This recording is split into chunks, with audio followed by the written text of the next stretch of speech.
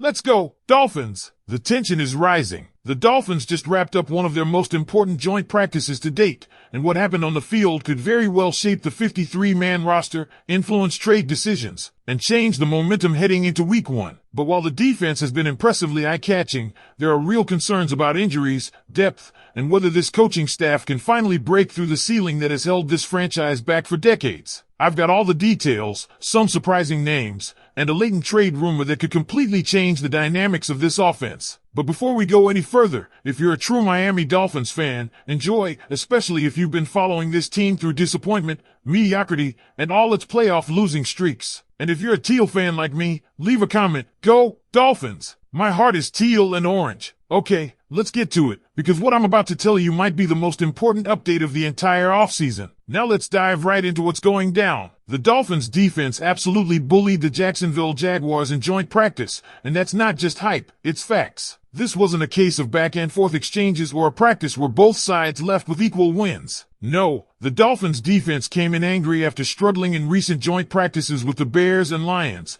and they dominated Jacksonville with an energy that sent a message to the entire league. It wasn't just effort, it was execution. Trevor Lawrence was under siege, and it was relentless. The Dolphins' edge rushers were terrifying. Juden, Jalen Phillips, Bradley Chubb, and Chow were hunting quarterbacks like a pack of wolves. No exaggeration, this might just be the most dangerous edge group in the NFL right now. Yes, other teams like the Giants, Vikings, or Texans might have a duo or trio that can flash. But no one, and I mean no one, has this level of depth and disruption off the edge. And when you throw in interior pressure from Zach Sealer and Benito Jones, this line becomes a nightmare for opposing offenses. Even Kenneth Grant got active, despite sitting out this practice with a minor injury that doesn't seem serious. This line is shaping up to be the backbone of Miami's playoff hopes, because let's be honest, the secondary has been shaky, and we need the front to take over. And speaking of the secondary, finally, some hope. This unit had their best showing of the entire camp. Let's be real, Jacksonville was without Travis Hunter, so we're not going to overhype. But even without that asterisk,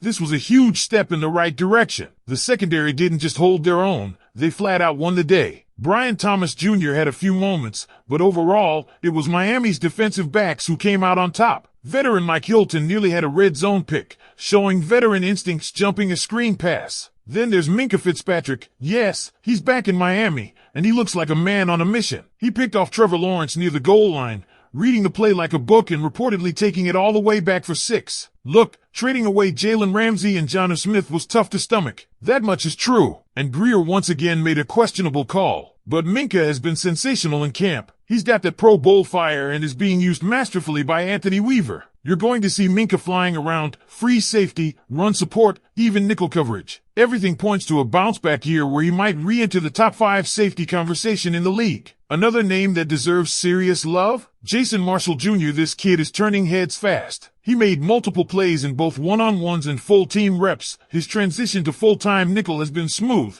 and right now, if you ask me, he's your Week 1 starter. I wouldn't be shocked if Miami rolls out with Storm Duck, Jack Jones, and Jason Marshall Jr. as the primary corners, with Hilton as the 4th. That's not official, but based on reps and playmaking in camp, it's starting to look that way. And Jack Jones? His stock is soaring. After getting roasted by Amon-Ra St. Brown last week, he bounced back with fire. He picked off Trevor Lawrence and took it to the house. Yes, he's a roller coaster. He'll give up a few big plays, but he'll also flip a game with a pick 6. And honestly, I'll take that risk every time over settling for mediocrity. The maturity is starting to show. He's not the same guy he was in New England. You can see it in the way he handles himself in media and practice. If this is who Jack Jones is now, he's not just a starter, he's a weapon. Zach Sealer swatted a key pass in a situational drill. On the next down, another incompletion forced by tight coverage from Minkah and Ifeatu Melifonwu. Then on 3rd down, a full-speed heater from Bradley Chubb and Jordan Brooks ended it with a sack. 1, 2, 3, done. The Jags offense had no answers. This defense is trending upward. After an ugly outing against the Lions last Wednesday, they rebounded fast, dominated the Bears in the first joint session, split with the Lions,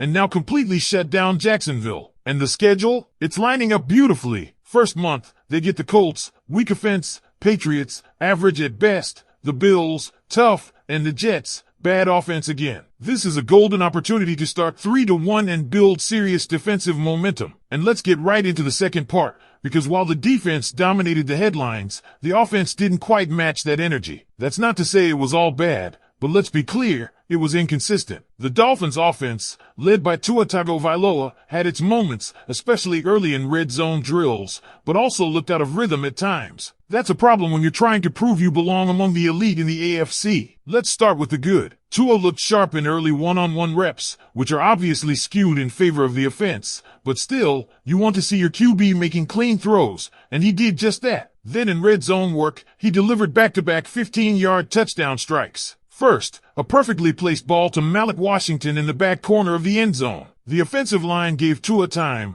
like 6 full seconds, and he rewarded them by threading it in on the move. The very next snap, he fired a fastball to Jalen Waddle, another 15-yard TD. That sequence was clean, efficient, and exactly what you want to see. But from there, things weren't always so smooth. The offense struggled in the final situational sequence, where they needed to move the ball quickly and get in field goal range. Instead, the drive stalled, and they would have been left trying a 61-yard field goal. Not ideal. You can't rely on special teams to bail you out in crunch time. That's something McDaniel and company will need to fix ASAP. Now, let's talk wide receivers, because there's a war going on behind Tyreek and Waddle, and it's getting intense. The depth at wide receiver is unreal, and you could make the case that it's one of the deepest position groups on the entire team. Taj Washington made his case loud and clear. He had a phenomenal one-on-one period, hauled in a contested back shoulder catch from Tua, and then burned his man vertically with a nasty stop-and-go route. Tua dropped it in perfectly with 3 to 4 yards of separation. Add in Taj's impact on special teams, and he's making it nearly impossible for this staff to leave him off the 53-man roster. Then there's Dwayne Eskridge. The dude is flying. He opened the team period with a 40-yard bomb from Tua on a go route. Clean separation, perfect throw, big gain. Later, he reeled in an 18-yard seam shot on 4th and 5. Eskridge is doing everything right to cement himself as WR5. Taj might slide in as WR6, and unfortunately, that probably means Theo East Jr. is the odd man out. And that's a tough pill to swallow. He's played well, but there's just no room unless Miami keeps 7 receivers, which they likely won't. If Theo gets waived, don't expect him to clear and land on the practice squad. Someone's going to snatch him up. And what about running backs? Well, that's where the situation gets scary. Jalen Wright went down with an injury during practice. He walked off slowly, didn't return. With Devon Achane already nursing a calf issue, and those can linger, we're suddenly looking at a dangerously thin backfield. Ollie Gordon got most of the reps after Wright left, and Aaron Champlin and Mike Boone are still in the mix. But let's be real, that's not a group you can trust deep into the season. So now the talk shifts to a name that's been buzzing, Brian Robinson Jr. from the Washington Commanders. The Dolphins have been linked to him for weeks, and with the Commanders almost guaranteed to move him either by trade or cut, this might be the moment to strike. Robinson is a downhill, tough yardage runner who could perfectly complement Achane's speed and burst. In short yardage situations, he's clutch, 26